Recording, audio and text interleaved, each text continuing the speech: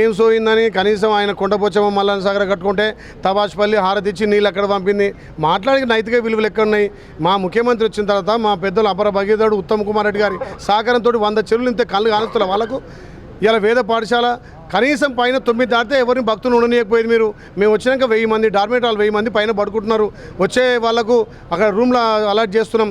Parking 3 building తోటి parking సౌకర్యం కల్పిస్తున్నాం.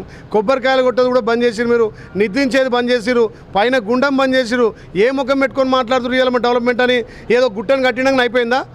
కనీసం గుట్ట కింద నమ్ముకున్న వాళ్ళకి ఏ రకంగా ఇంతవరకు ల్యాండ్ అక్విజిషన్ కూడా చేసిన వాళ్ళకు కూడా ఏం అవకాశం కల్పించలే. ఇలా దుకాణదారులు అంతా ఏడుస్తున్న దుకాణాలు కోల్పోయారు కింద. వాళ్ళకు ఏం చేయలేక మీరు ఇలా ప్రజాప్రభుత్వం వచ్చిన తర్వాతనే అభివృద్ధి అవుతుంది. గుట్ట మీద అన్ని వసతులు కల్పిస్తున్నాం. పూర్వవైభవం తీసుకొస్తున్నాం.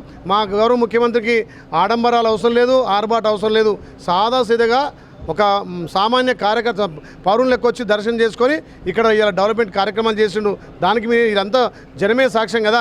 వాళ్ళు ఏమున్నా అధికారం పోయిందన్న అక్కస్తోటి ఏదంటే అది మాట్లాడుతున్నారు.